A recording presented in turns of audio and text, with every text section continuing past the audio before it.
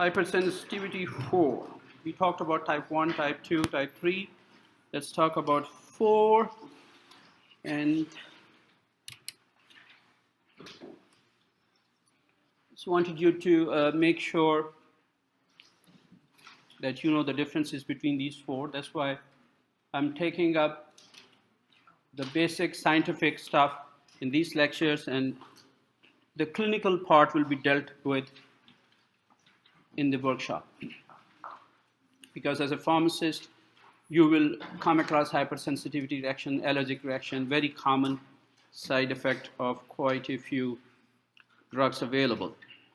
Now again, remember that as far as immune response is concerned, team is the same, cells are the same, receptors may be different, cytokines may be different, since we are using different types of management and drugs in different type of hypersensitivity reactions. So type 4. The most important thing about this reaction is that it is cell-mediated. Cell-mediated. That's the prime part of this immune response. It doesn't mean that the previous did not involve cells, but again, the major culprit, the major player is cell. And what normally happens is, again, you keep in mind that we spent 10 lectures on teaching you what is normal immune response, how things are normally dealt with our immune system, and then of course things can go wrong and out of control or disproportional, just like orchestra, because even one person is not playing whatever he's supposed to play, it's going to be an odd tone, odd sound. So that exactly happens in our immune system. All the players have to be a part of the synchronous response. And sometimes our immune system fails to do that, and we end up giving it a response that is more than desired. That's what you end up with hypersensitivity or allergy, or a response that is good enough to kill bacteria or viruses or fungi or take care of the dead material and help you proliferate your normal cell lines, and all of a sudden it's out of control, disproportionate, and the same players cause you tissue damage. So you will have a tissue damage, sometimes to such an extent that you may see a reaction on your skin to asthma, to many different skin diseases, autoimmune diseases, and it's difficult and to basically control. So in this case, again, since it's a cell-mediated, so antigen-specific T lymphocytes. So these are antigen-specific T lymphocytes that normally should activate, should proliferate, and should mobilize, but this time they do, but disproportionately. So they would lead to, so to speak, a storm of cytokines. And again, if there are too many cytokines running in your system, it will be very deleterious and dangerous for you, to such an extent that it even can cause shock. So there's an inappropriate release of cytokines, very high levels of cytokines. Remember cytokines, if you remember, chapter 11 we talked about that they are like hormones. They are released in very small quantities, and they have a good way of dealing with the situation in very low doses. But all of a sudden they are in high quantities in circulation and will cause the damage. The other name for type 4 hypersensitivity reaction is delayed type hypersensitivity, DTH. This is in comparison to antibody response, because antibody response sometimes, especially for type 1, if you are already sensitized, it will be immediate. So the moment you inhale, the moment you touch, the moment you eat, drink, whatever, it's going to lead to an enormous spontaneous response, anaphylaxis. But in this case, the response is delayed. And I gave you an example as well for the tuberculin test that you do before you come to the college or before you take any appointment or job. It's mandatory. for employers to offer Montos tests on the day of your birth. That's pretty much it. So they just inject you with an antigen that is a mycobacterium, and then see a purified derivative of mycobacterium, and then see how your system reacts. And then they will follow you up for 72 hours. Again, as I told you, they will always ask you that, were you BCG vaccinated? So if you're BCG vaccinated, that happens almost all the countries of the world other than US. So you should not offer yourself to be given PPD tests. You would rather go for a chest X-ray. So delayed type hypersensitivity. Now also, I think you by now get a pretty much good idea that when we say immune reactions, we basically will talk of antigen. And one of the things I want you to take from today's lecture is that depends upon the dose of antigen. So they give you the PPD, purified protein derivative. That's what it stands for, purified protein derivative, PPD. A very calibrated dose of PPD. And then they are measuring the circumference of the actual area. They'll just mark it up and see how do you react. So they will be anywhere from erythema, redness, to a fulminant tissue damage that some people may have. But also remember, the question is, why does body have this type of reaction? Because these type of reactions we need to take care of viruses, bacteria, fungi, and even cancers. So that will be considered a beneficial. So always keep in mind the immune system is there for your benefit. It's only when things go out of control, when the antigen, the one that elicits the immune response, that is too much. So there's always a very precise balance between a benefit and harm. So which way is going to tilt? So harmful effect of a delayed type hypersensitivity shows itself extreme form autoimmunity, and milder form some of the allergies, especially dermatitis, skin allergy, jewelry, clothes, cosmetics, anything which is there is chronically irritating either your mucosa or the skin. So you will have inflammation of the skin. I would not discuss dermatology with you, but just to remind you, when I did talk about skin in physiology, I said that normally skin sloughs off the superficial layer. So there is a time period when this sloughing off of the superficial layer takes place. If you increase the time, then there is a skin disease. I also give an example that from the skull, that if your outermost layer of the skull starts shedding off the superficial layer in a very fast way, you may get dandruff. So that's like a dandruff falling on your eyes, falling on yourself, and then you apply all those different shampoos and so on and so forth, selenium sulfide, and many drugs are available. So dermatitis remains as a major problem. And I also remember saying to you, skin diseases are difficult to treat, and they are, well, they are noticeable. People do care about their skin, but sometimes it's beyond our control, especially when it comes to allergies, delayed type hypersensitivities. Now, based upon your immune knowledge of immunity, you know anything that touches skin or mucous membrane, especially skin. So we have the most professional antigen-presenting cells, Langerhans cells. They are type of dendritic cells which present an antigen, and they have an ability to present an antigen in a unique way because it's a protective mechanism. And skin also remains one of the largest organ in the body. So our Langerhans cells at any given time are sensing the external environment that you may have on your exterior. Okay? Now, what typically happens is that if you were to test, for example, let me give you a PPD example because I'm pretty sure all of you are familiar with that. Is that correct? Those of you who didn't have a BCG vaccination, so they would have seen that. So what normally happens is that they pick up the front of your arm so that you can visualize and see it, and just intradermally, they give you that antigen. So the moment they give you an antigen, which is an antigen obtained from Mycobacterium, that is notorious for causing delayed type reaction, is a purified protein derivative. So you know proteins, how proteins are dealt. So immediately antigen presenting cells will come, will take it in, break it apart, take a portion of it, present it to the T cells.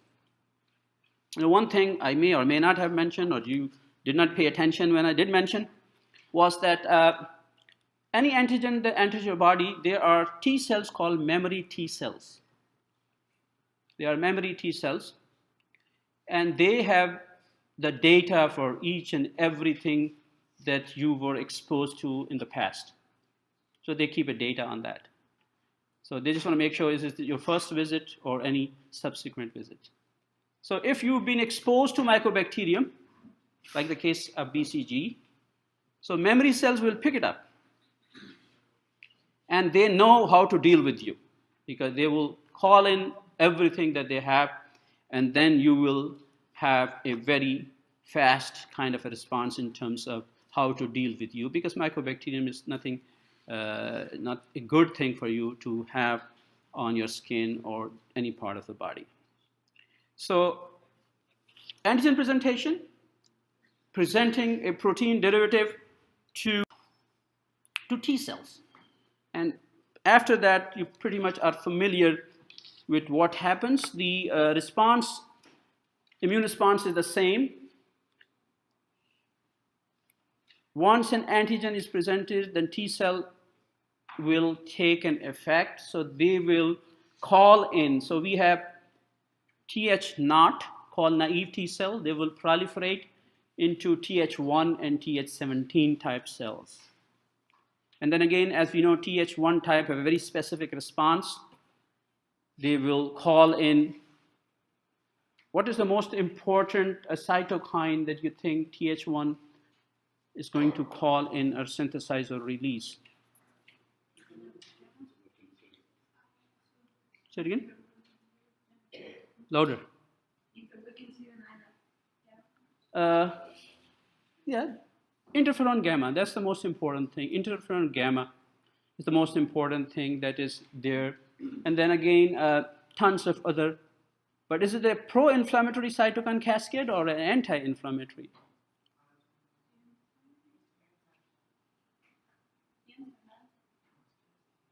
Th2 is anti. Th1 is a pro-inflammatory cytokine. Th3 can also act as that, but the major pro-inflammatory cytokine release is Th1. Sorry? Th17. Remember I said the major players are Th1 and Th2. Then other are the side players. They will come in as the need be. The major demarcation between, so that's why if you see the original table, I just have two rows, Th1, Th2. I said Th1 is an accelerator, Th2 is a brake. So these are the major one. And then other will come to modulate. So we have a lot of modulator. That's why in this case we have IL-17 released by Th17 cells. Okay? So you can see it says over here, again as a rule, when I ask you a question, the answer is there. So we already, if you pay attention to number B, it just says pro-inflammatory cytokines. Right? And they are by antigen-specific Th1 and Th17, so that answers your question that they are pro-inflammatory. And then again, since they are pro-inflammatory, they would recruit and activate antigen non-specific inflammatory leukocytes. Can you give me an example? Or if I say, what are the antigen non-specific inflammatory leukocytes? Just name one. Actually, I did by mistake just now. What are the antigen non-specific inflammatory leukocytes? Name one leukocyte that's antigen non-specific. Neutrophils. Neutrophils.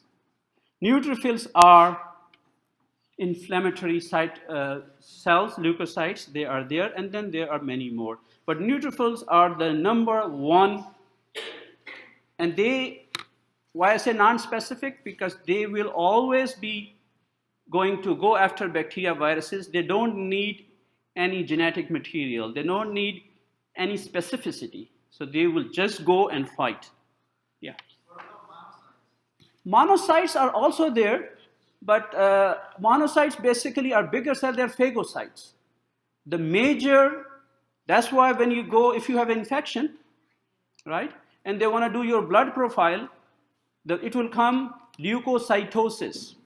They will say increased number of neutrophils. They would not say increased number of monocytes. Monocytes are important, but they are not that many. So if you have a pus, that pus basically is dead neutrophils. That's what it is. So neutrophils are number one. Of course, other things can come, okay? So there is a major, so these are 3 steps that will happen. And as I said earlier, there's going to be a storm of cytokines, and you can see interferon gamma is number 1. Chemokines, because chemokines will attract leukocytes, and then of course TNF alpha and beta are also there. And we'll take these MCPs and other chemokines as we go along. But right now for this part, just remember is a pro-inflammatory cytokine. Now, if you do remember type 1 and type 2, type 4, again you go for sensitization stage and elicitation stage. So you also saw that sensitization stage in type 1. But there's a little bit difference. So I want you to just pay attention to that. Again, take an example for PPD. So PPD is a purified protein. It was injected in you over here, and then under the skin, and then your antigen presenting cell that are Langerhans type cells, they will take it in, and then they will basically present it to T cells, right? So you can see the T cell would either recognize or don't recognize depending upon if they have memory T cell. And then one of the effector responses of T cell activation is, number 1, they will produce IL-2. Number 2 is that they will expand, proliferate, clone. Number 3 is that they will divide into many different types of cells like Th1, Th4. Number 4 is that they will move out from this area and go to lymph nodes.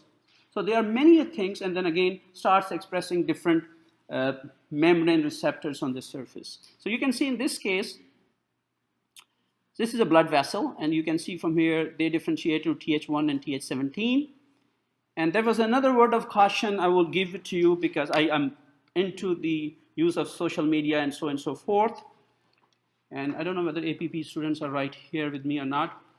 The problem with technology, especially YouTube videos and other stuff, is that so far what I've seen is that the information is outdated.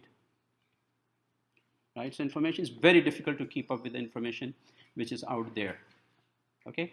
And by the time you start looking at them, you may have an old information which may be good enough for the basis, but things do change.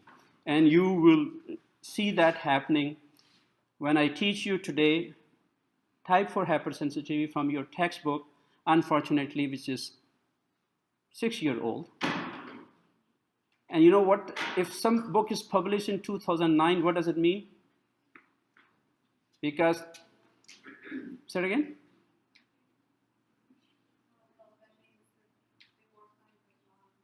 Exactly. So this means that the papers were published at least 5 years before 2009 to get them a print in. So that's a very outdated old information. But again, the question is why are we using it? Because for foundational purposes. So these are the 3 lectures that are foundational purposes, and you will see the intensity of lectures on workshop that we will talk of research. We'll talk of things which are there. And that also reminds me that, as I promised, that I'm going to pick the top 3 students for my research in immunology based upon the exam that you did today. And so far, we're just waiting for one of the students to log in and then validate the data. And I think by the end of the day, if I have nothing else to do but to sit over there and validate the data, So probably, I would say 6, 7, something like that. You may see on your, I think I'll have to post. I don't know how do they post it? How do they post it? Do they post it on your exam soft, or they haven't worked it up? The grades for the quiz. What happened with the quiz, exam quiz? They still posted a Moodle? Huh? Moodle. So she's on both. Okay, that's the good news. Go both. Okay. So anyway, so let's see what happened. So you can see from here TH1, TH17, and then again TH17.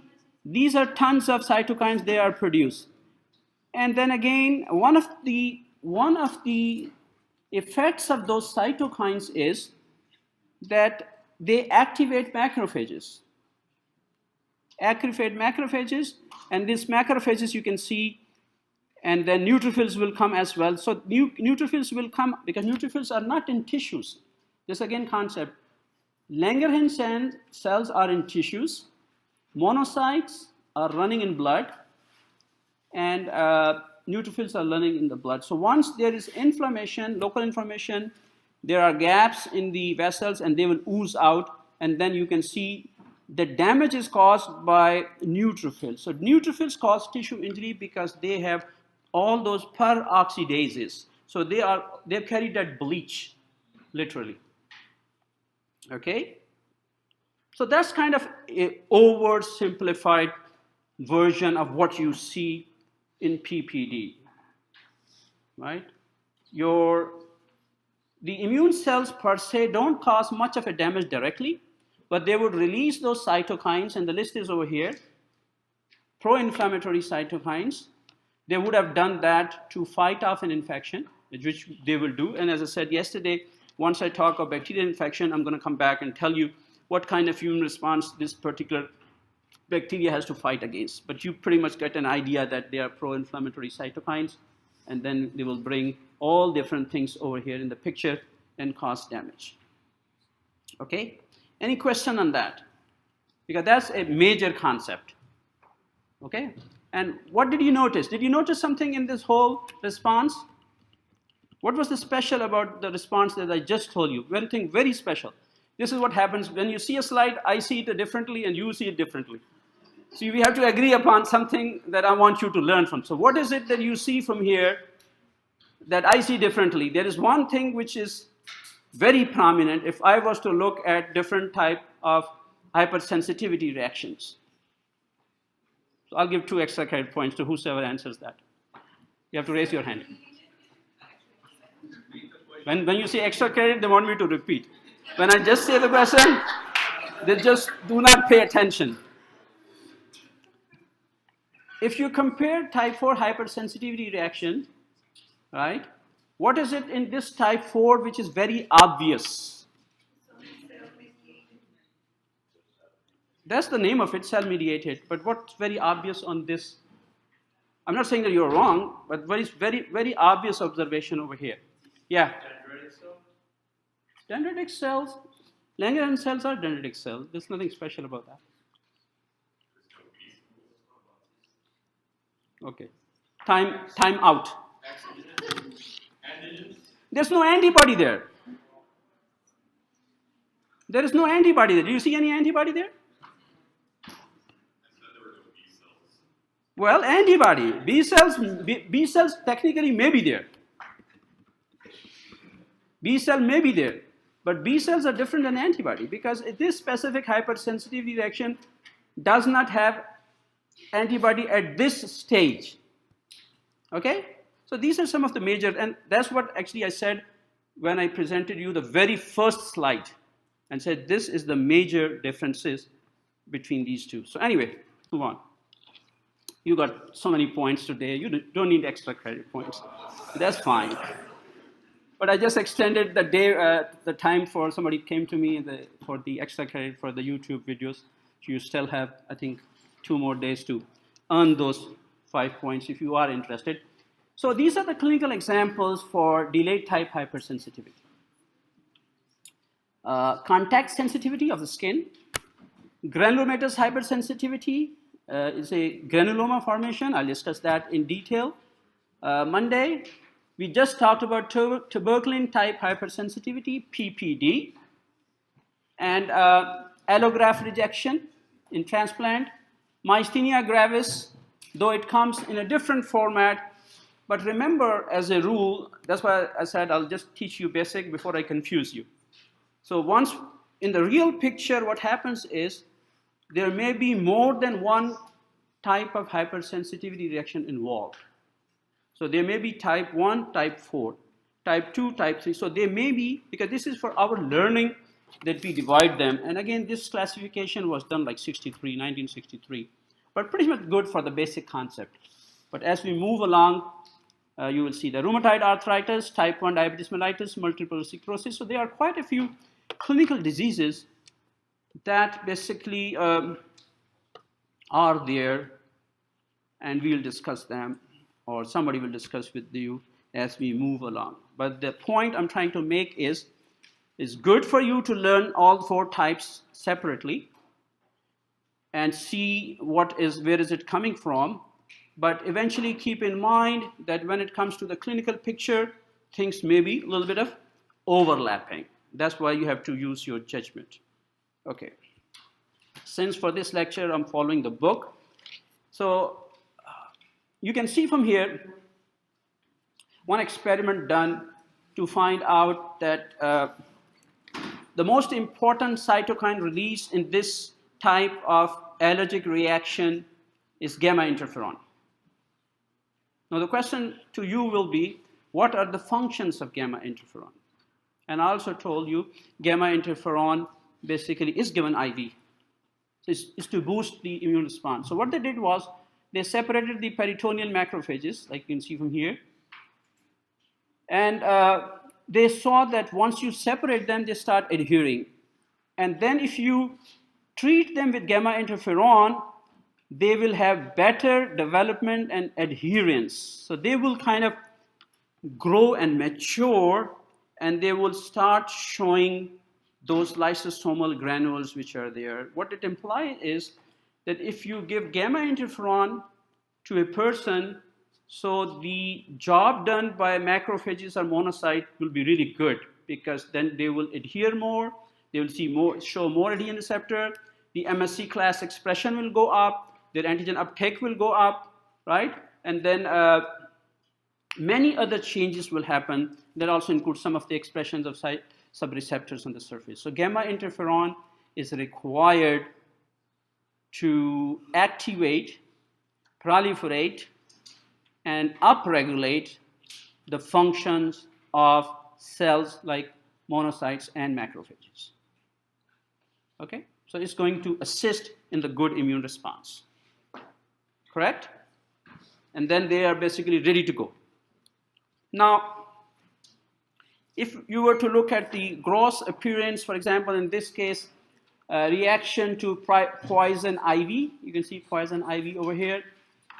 And if you were to look at their histological appearance, so you will see mononuclear infiltrate in dermis. So remember, we were just talking about that if there is a inflammation there is a non-specific inflammatory cell response in terms of neutrophils. They will come and take care of the damage. Or there are monocytes. When monocytes come and infiltrate, they basically are coming, so they are invited over there. So this means that these cells, tissues over there are releasing those chemokines and those specific cytokines that will recruit monocytes, because monocytes are special. They are bigger, larger, right? They are going to stay in the tissue for a longer time. And they have more capability to phagocytose bacteria as compared to neutrophils. What other difference do you think is between a neutrophil, and then again, it's a blood physiology, it's nothing to do with immunology, in difference of a monocyte and a neutrophil? I just told you neutrophils are first line of defense. They carry bleach, and they are pro-inflammatory cytokine. They are antigen non-specific. If you compare them with monocytes, so what other differences do you know that monocytes have if I was to compare them with neutrophils? They are larger in size, I can tell you that.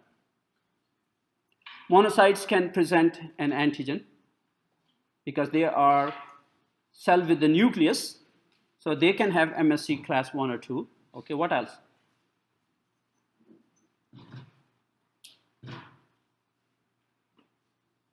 Nothing? Okay, so you guys are tired, you've been sleeping awake whole night. I feel bad. That's why I said to Elena, I asked her that, do you have any class? So she says 1, 2, 3. Otherwise, I would have stopped here and let you go. But since it's going to be here anyway, so why don't I make best use of that? Okay, we'll stop in 10 minutes. We'll stop early. 2 slides. 2 slides. 2 slides. Because this, actually, I had 9 slides to begin with anyway. So one of the differences is that monocytes are long-lived cells. Neutrophils have half-life of 72 hours. So once they are made by bone marrow, done away within 72 hours. So if neutrophils phagocytose bacteria, so they're going to eat it up or spit it out and let another neutrophil take it. But if monocytes taken in bacteria, either they are going to kill it or keep it forever. So one of the niche is a safe haven that many microbes have found out that if they have a choice to home into neutrophil or make a home into monocyte, they would rather go for monocyte and then stay in your system for the rest of your life. And then come back when the need be. For example, some of the bacteria will sit in the monocytes and hide away, and your immune system doesn't see it, no response, and when your immunity goes down, they will come back and then cause an infection. So that's basically one of the important things that these monocytes have. Okay? Okay, basophil again is the same kind of. When we say leukocytes, we basically mean polymorphonuclear neutrophils, basophil, eosinophils. So these are the 3 important white blood cells. When you say white blood cell, you mean neutrophil, basophil, eosinophil. Okay? So you can see sometimes we have a basophil and some mononuclear infiltrate 24 hours after the skin test. So this basically shows you that specificity of the immune response. As I said earlier, type 4, delayed type, this is a tuberculin reaction. You can see gross appearance showing induration erythema 48 hours after tuberculin test. So you can imagine when you were wondering that you tested over here and you should have a reaction over here, and again you forgot to tell the doctor that you have been vaccinated with BC or you have a TB going on right now, your active disease. So you can see the response, a general erythema response on all your body, because the memory T cells will react to it and they will generate a perfect storm of cytokines, and that cytokines will cause a havoc in your body, and that happens many a time. But also keep in mind that if you want to treat them, so you have to have anti-cytokine therapies. That's what the important thing is. If you look at the histology of that, you will look again in the skin, mononuclear cell infiltrate. So that suggests to you, if it's a mononuclear, monocytic infiltrate, that it is antigen specific. Right? T cells per se would not directly cause damage, but T cell will release those cytokines, and those cytokines will call in pro-inflammatory cells like monocytes, and they will take care of rest of the stuff. Now, simply, this is the last slide, simply your book talks about the treatment, and I'm going to go that in detail on Monday.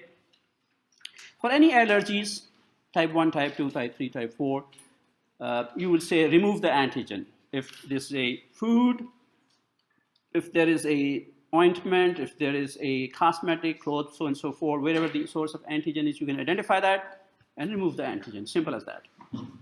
Or you can suppress the immune system.